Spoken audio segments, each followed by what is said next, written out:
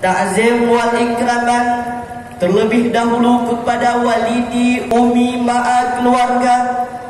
Ta'zim wal ikraman kepada abi rais, ma'a keluarga, mencakupi kepada seluruh dewan guru yang kami muliakan, kepada dewan hakim, dan yang kami hormati kepada seluruh talabah-talabah yang masih bernaung di bawah Panji Dayah Madinatul Diniyah Darul Huda.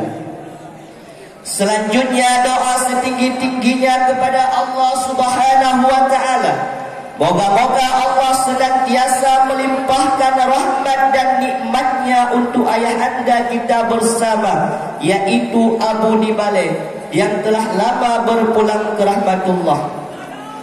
Hadirin para hamba Allah sekalian, dalam waktu yang relatif singkat ini, izinkan sejenak Al-Fakir untuk mensyarah satu nasihat singkat yang bertema peran pemuda dalam mempertahankan eksistensi agamanya dalam perang teknologi di era globalisasi. Hadirin para hamba Allah sekalian, Islam adalah agama yang mewajibkan setiap pengikutnya, baik itu para pemuda yang gagah perkasa atau orang tua renta yang lemah tak berdaya, untuk membela agamanya, baik membela dengan harta, tahta, tenaga, pikiran maupun dengan nyawa. Sebagaimana firman Allah dalam Al-Quran surat Al-Hujarat ayat yang ke-15 yang berbunyi, Bismillahirrahmanirrahim, Innamal mu'minuna alladzina amanu billahi wa rasulih Thumma lam yartabu wa jahadu bi amwalihim wa anfusihim fi sabilillah ulaika humus shadiqun, yang artinya sesungguhnya orang-orang mukmin yang sebenarnya adalah mereka yang beriman kepada Allah dan Rasul-Nya, kemudian mereka tidak ragu-ragu dan mereka berjihad dengan harta dan jiwa mereka di jalan Allah. Mereka itulah orang-orang yang benar. Hadirin, maka sudah selayaknya kita seorang hamba dari Zat yang Maha Perkasa untuk membela, mempertahankan dan melindungi eksistensi agama kita. Terlebih-lebih kita para pemuda yang pikiran dan tenaganya masih luar biasa, maka sudah selayaknya kita berada di front terdepan dalam membela agama. Apalagi Nabi kita pun pernah bersabda, Ad-dinu biyadil fata, agama Islam tegak dengan perannya kekuatan para pemuda. Maka bicara tentang peran pemuda dalam mempertahankan, memperjuangkan, menyebarluaskan dan mengokohkan nilai-nilai agama, tentu kita tidak akan lupa dengan pahlawan-pahlawan kita yang beberapa dari mereka adalah anak-anak muda, namun di usia mudanya mereka telah menorehkan namanya dengan tinta-tinta emas dalam sejarah kejayaan Islam sebagai agama yang mulia. Semisal sang penakluk Konstantinopel, Sultan Muhammad Al-Fatih, yang di usia 19 tahun telah menjadi seorang kesatria, lagi seorang raja yang menaklukkan Konstantinopel dalam 2 tahun masa kepemimpinannya. Konstantinopel adalah sebuah kota yang terkenal dengan bentengnya yang begitu diagung-agungkan oleh orang-orang Nasrani sebagai tempat berlindung bagi mereka.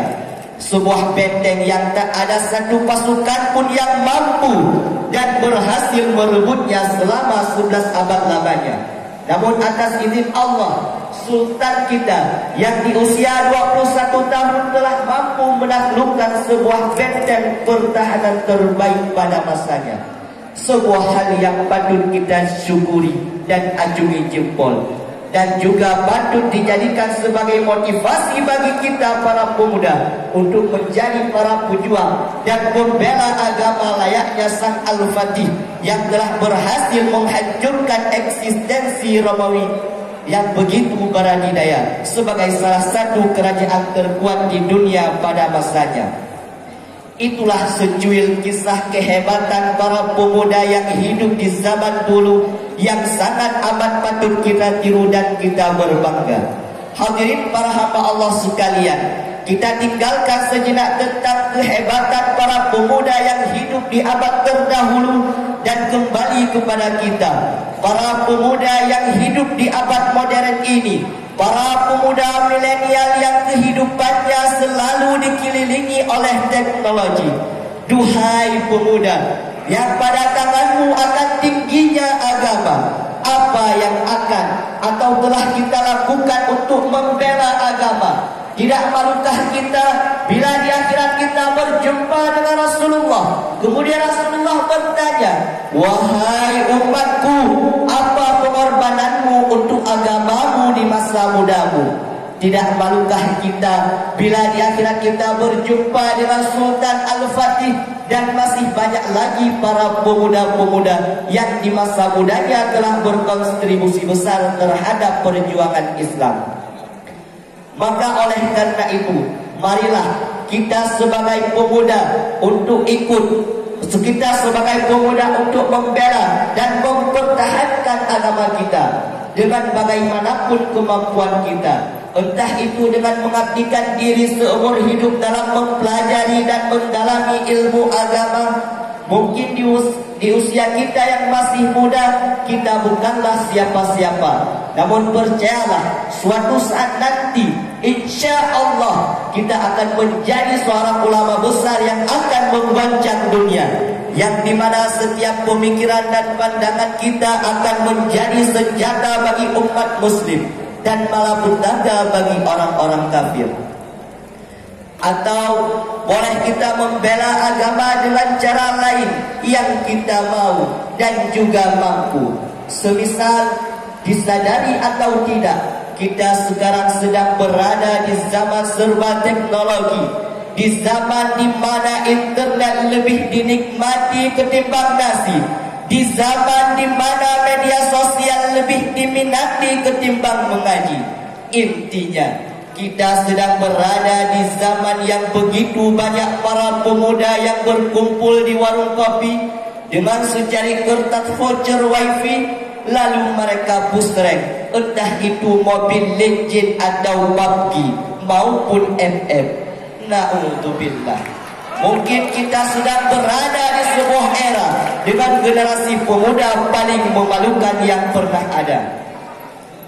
Hadirin, menyikapi arus perkembangan pemuda masa kini yang lebih tenggelam dengan media sosialnya ketimbang menuntut ilmu agamanya, penting rasanya bagi kita para pemuda garis lurus, para pemuda, para kesatria pejuang agama Allah melalui jalur dakwah untuk memodernisasi akan jurus atau metode dakwah. Apalagi balasan pahala yang begitu berlimpah bagi siapa saja yang berdakwah di agama Allah.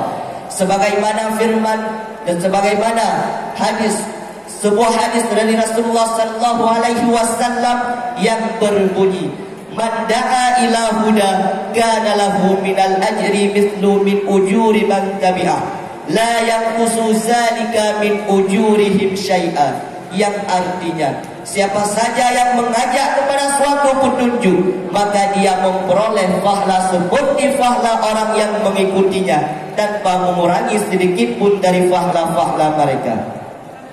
Hanya sekian dan kesimpulan kita, marilah kita sebagai pemuda milenial yang hidup di abad modern yang penuh dengan modernisasi, untuk ikut berjuang mempertahankan agama dengan bagaimanapun kemampuan kita.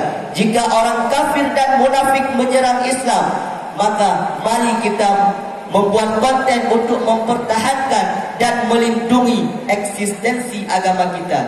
Hanya sekian dan demikian yang dapat Al-Fakir sampaikan. Mohon maaf atas segala kekurangan. Terima kasih atas segala perhatian. Hadanallah wa iyyakum ajma'in. Assalamualaikum warahmatullahi wabarakatuh.